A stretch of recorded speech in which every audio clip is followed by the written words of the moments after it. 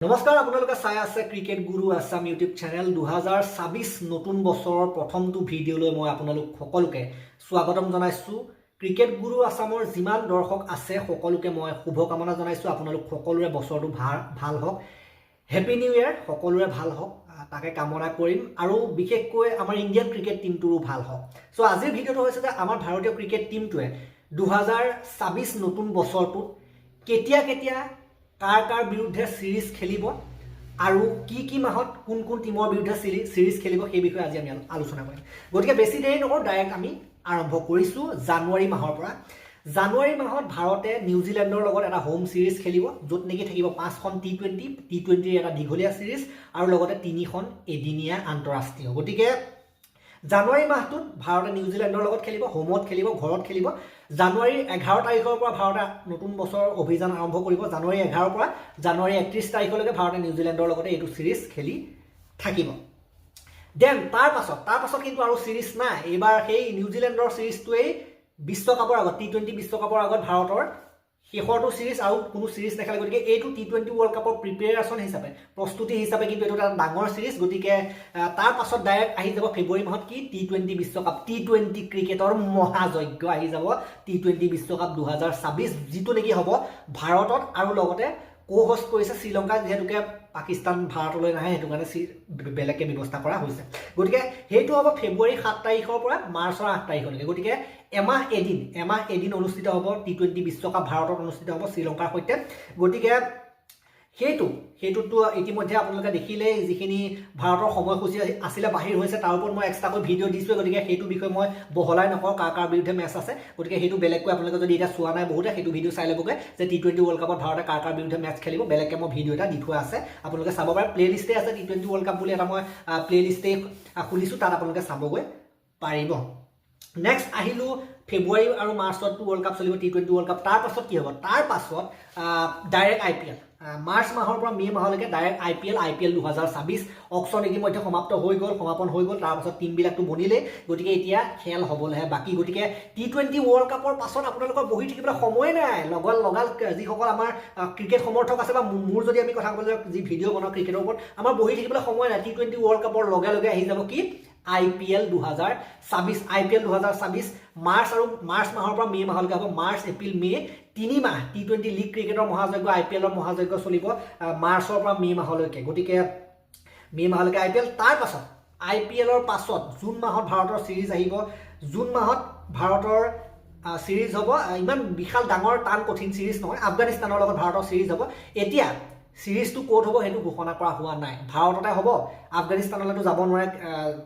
আফগানিস্তানত হোৱাৰ কথা আছিলে, কিন্তু আফগানিস্তানে আপোনালোকে জানে নিজৰ হোমত তেওঁলোকে খেল তেনেকৈ নাপাতে।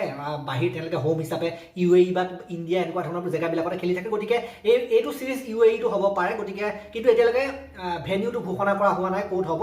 গতিকে ভাৰতে জুন মাহত আফগানিস্তানৰ লগত এখন টেষ্ট মেচ খেলিব, এখন টেষ্ট মেচৰ সিৰিজ, আৰু লগতে 3খন টি20 মেচ খেলিব, 3খন টি20। গতিকে সেইটো এটা সিৰিজ হ'ব, 3খন টি20 আৰু এখন টেষ্ট মেচৰ সিৰিজ খেলিব আফগানিস্তানৰ লগত।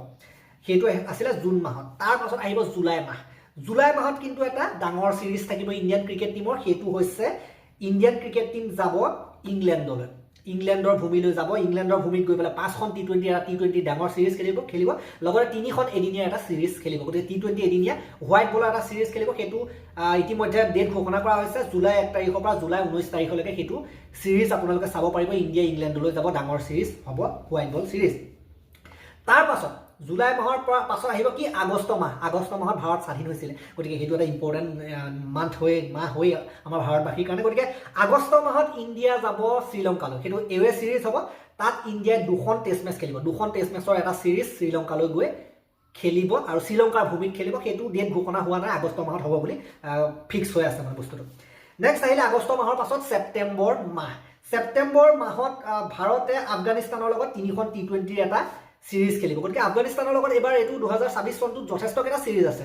আফগানিস্তানৰ লগত ইণ্ডিয়া 3খন টি20 এটা সিৰিজ খেলিব। সেইটোৰো কিন্তু ভেনিউ ঘোষণা কৰা হোৱা নাই, কেতিয়া হ'ব তাৰিখটো ঘোষণা কৰা হোৱা নাই। ছেপ্টেম্বৰ মাহত বুলি থৈ দিছে, কিন্তু ডেট এতিয়ালৈকে ঘোষণা কৰা হোৱা নাই, লগতে ভেনিউ ঘোষণা কৰা হোৱা নাই। সেইটো UAE বা ইণ্ডিয়া কোনোবা এটা ঠাইত অনুষ্ঠিত হ'ব পাৰে।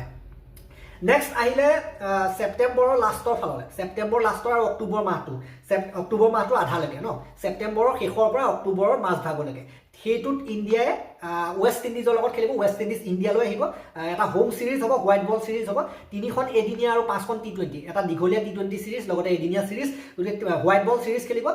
ৱেষ্ট ইণ্ডিজ আহিব ইণ্ডিয়ালৈ ছেপ্টেম্বৰ মাহৰ শেষৰ পৰা অক্টোবৰ মাহৰ মাজভাগলৈকে ৱেষ্ট ইণ্ডিজ ভাৰতলৈ আহিব, গতিকে সেইটো এটা চিৰিজ হ'ব।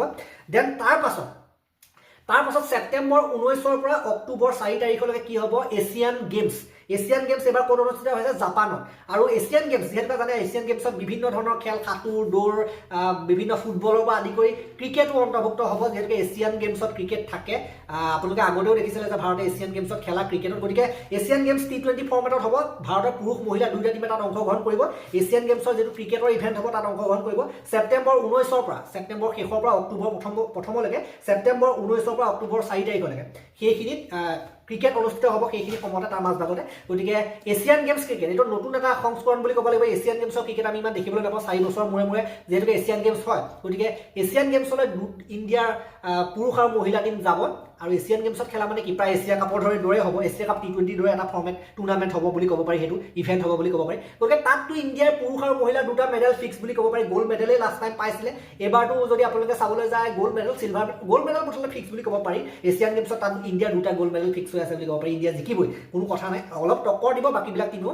আৰু কেনেকুৱা ধৰণৰ টিম পঠিয়াই চাবলগীয়া হ'ব। লাষ্ট টাইম যেতিয়া এছিয়ান গেমছ হৈছিলে আজিৰ পৰা 4 বছৰৰ আগত, জয়ছোৱাল, দেন ঋতুৰাজ গায়কোৱাড, আৰ সাই কিশোৰ, ৰিংকু সিং, এনেকুৱা ধৰণৰ প্লেয়াৰবিলাকক পঠিয়াইছিলে। গতিকে বিশেষকৈ IPL যিবিলাক প্ৰতিভা নতুন টিম পঠিয়াই, ইমান ষ্ট্ৰং টিমো নপঠিয়াই যে একেবাৰে হেভি প্লেয়াৰ গৈছে হাৰ্দিক পাণ্ডিয়াৰ নিচিনা, তেনেকুৱা নহয়। এছিয়ান গেমছলৈ প্ৰায় ধৰক সেই নতুন প্লেয়াৰ যিবিলাক IPLৰ পৰা ওলাই আহে, সূৰ্যবংশী, দেন আমি যদি ক'বলৈ যাওঁ সেইফালে আয়ুষ মাত্ৰে, এনেকুৱা ধৰণৰ প্লেয়াৰবিলাকক পঠোৱা এছিয়ান গেমছলৈ সম্ভাৱনাটো বেছি। গতিকে ছেপ্টেম্বৰ পৰা অক্টোবৰলৈকে সেইটো হ'ব। অক্টোবৰ 4 তাৰিখলৈকে 19 ছেপ্টেম্বৰৰ পৰা এছিয়ান গেমছৰ ক্ৰিকেটৰ ইভেণ্টত আমাৰ ইণ্ডিয়ান টিমটোৱে খেলিব। তাৰ পাছত আহিলে অক্টোবৰৰ পৰা নৱেম্বৰ মাহ।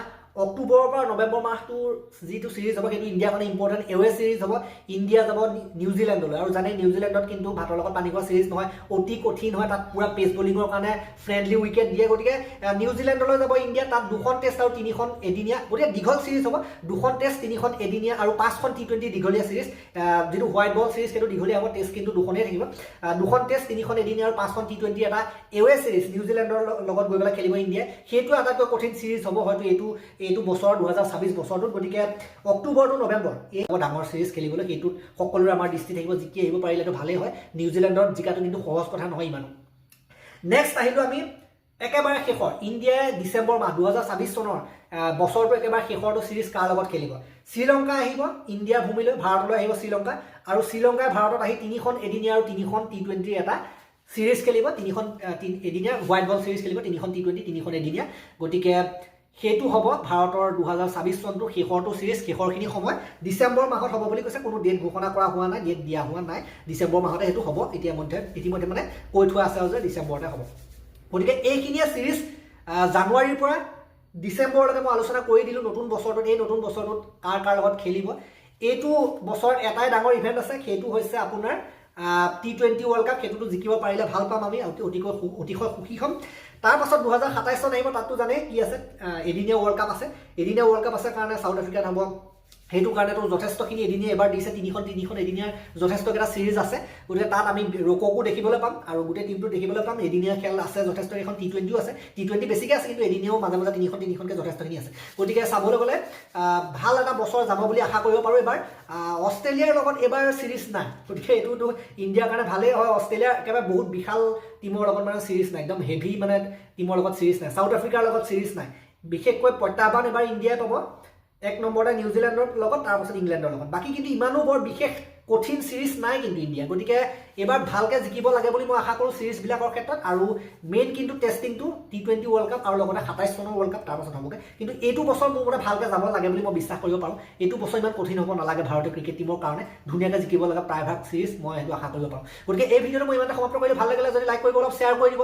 2026 চনটোত কেনেকুৱা যাব ক্ৰিকেটৰ, আমাৰ ইণ্ডিয়াৰ কেতিয়া খেল আছে, যিসকলে জানিব বিচাৰে আপোনালোকৰ লগৰ খেল চোৱা মানুহ তেওঁলোকক শ্বেয়াৰ কৰি দিব। আৰু চেনেলটো নতুনকৈ আহিছে যদি ছাবস্ক্ৰাইব কৰি ঘণ্টাটো দবাই থৈ যাবলৈ নাপাৰিব। তেতিয়ালৈকে আৰু এটা নতুন ভিডিঅ' লৈ প্ৰতিশ্ৰুতি মই বিদায় মাগিছোঁ। ধন্যবাদ, লগতে হাইপ দি দিব। ধন্যবাদ।